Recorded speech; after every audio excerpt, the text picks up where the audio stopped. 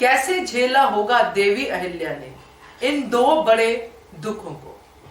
नमस्कार दोस्तों, स्वागत है आपका आपके अपने चैनल हंग्री स्पिरिट्स पे। हंग्री स्पिरिट्स देख रहे सारे दर्शकों का मैं अंजू शर्मा दिल से स्वागत करती हूँ। बेटी की विदाई में जहां खुशी होती है वहां दुख भी होता है।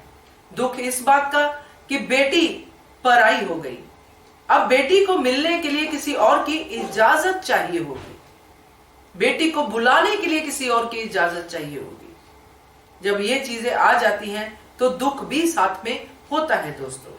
मगर जैसे कि देवी अहिल्या ने कहा कि ये रीति रिवाज है, इसको निभाना पड़ता है, हर लड़की को अपने ससुराल जाना पड़ता है। तो दोस्तों ये तो हमने देखा, इस दुख के साथ तो देवी अहिल्या की खुशी भी थी, जिम्मेदारी पूरी होने का एहसास भी था। मगर एक और दुख जो उसी समय देवी अहिल्या के सामने आ गया, पानीपत में हार। उस दुख को भी देवी अहिल्या ने ही देखना था, झेलना था और सबके सामने किस समय लाना था वो भी समझना था। चलिए चर्चा करते हैं। पहले वही निवेदन, जिन्होंने अभी तक चैनल को सब्सक्राइब नहीं किया है कर लीजिए। साथ में दोस्तों बेल आइकन दबाइएगा ताकि आपको हमारे वीडियोस के नोटिफिकेशन मिलते रहे।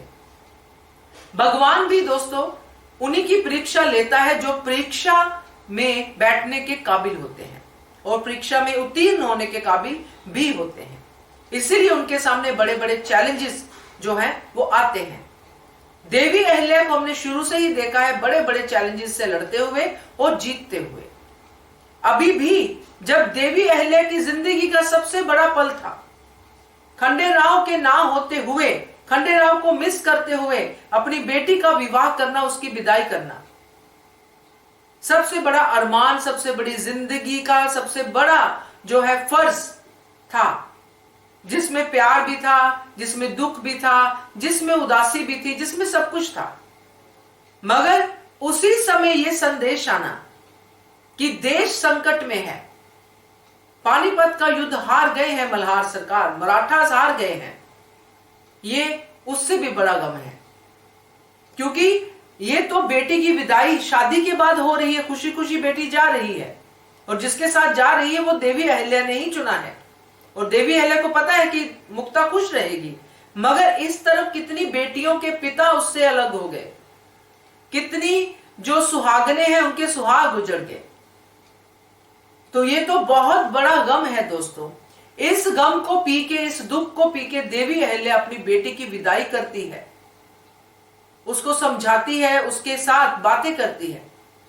तो मैं तो यही कहूंगी दोस्तों कि ये देवी अहिल्या जैसा किरदार ही कर सकता है जिसका इतना बड़ा दिल हो। ये बड़े दिल वालों का ही काम है दोस्तों, जो अपने दिल में सब कुछ समा के, सब कुछ रख के, जो सामने है उसके ऊपर एक्शन करते हैं। और देवी अहिल्या ने यह किया, उस समय भी किया होगा। या यहां पे धारावाहिक में उस इसलिए रखा गया है कि ड्रामा, इधर मुक्ता की शादी, उधर देवी अहिल्या ने पानीपत की लड़ाई की हार देखी है, तो ये दोनों को मिलाओ तो ज्यादा ड्रामा बनेगा, इसलिए धारावाहिक में हो सकता है। मगर देवी अहिल्या ऐसी ही थी, वो बड़े बड़े संकटों को देखती थी, उनके सामने घुटने नहीं टेकती थी बल्कि लड़ती थी। यह भी बड़ा संकट था। अब जब हम देख रहे हैं कमी गप में देवी अहिल्या जा रही है अपनी प्रजा के बीच, देख रही है कितना नुकसान हुआ है, कितने लोग मर गए हैं, ये सब देवी अहिल्या अब देख रही है। क्योंकि उन्होंने मुक्ता की शादी कर दी, अब यहां पे एक्शन करना है। तो ये जो बैलेंसिंग माइंड है, ये जो संतुलित दिमाग है, यही दिमाग जो है आपको आगे बढ़ाता है। अगर हम एक दुख में बैठ के उस पे ही रोते रहेंगे कि पता नहीं क्या होगा, हमारा कुछ होगा कि नहीं होगा, हम बेचारे, हमारे साथ ऐसा क्यों होता है, तो हम कभी कहीं नहीं पहुंच सकते।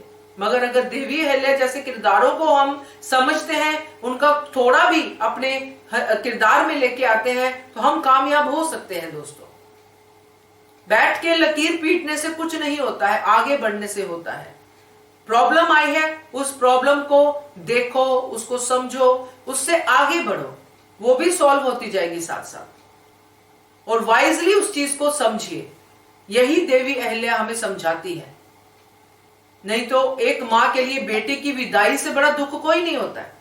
कि उसकी बेटी हमेशा के लिए उससे अलग हो रही है, मगर देवी अहिल्या के लिए दूसरा दुख साथ में था, देश की बर्बादी। तो देवी अहिल्या ने पहले उस दुख को खुशी में बदला, अब ये जो बर्बादी हुई है इसको भी कैसे ठीक करना है, कैसे लोगों के रोते चेहरों पे मुस्कुराहट लानी है, कैसे उनको सांत्वना देना है, ये भी देवी अहिल्या ही करेगी। तो बहुत कुछ सीखने को मिलता है दोस्तों, सीखिए, क्योंकि इसीलिए ये किरदार जो है हमारी जिंदगी में आते हैं, इसीलिए हम हिस्ट्री में इनको पढ़ते हैं, अब हम धारावाहिक में भी इनको देखते हैं। तो मेरा तो यही कहना है, बाकी आप लोग अपनी तरीके से कमेंट करके बताइएगा कि आपको कैसा लगा ये दोनों संकटों में देवी अहिल्या का व्यवहार। Keep watching Hungry Spirits channel. Thank you so much. Subscribe to our channel by clicking the subscribe button. Click the bell button and enjoy the latest uploads from our channel.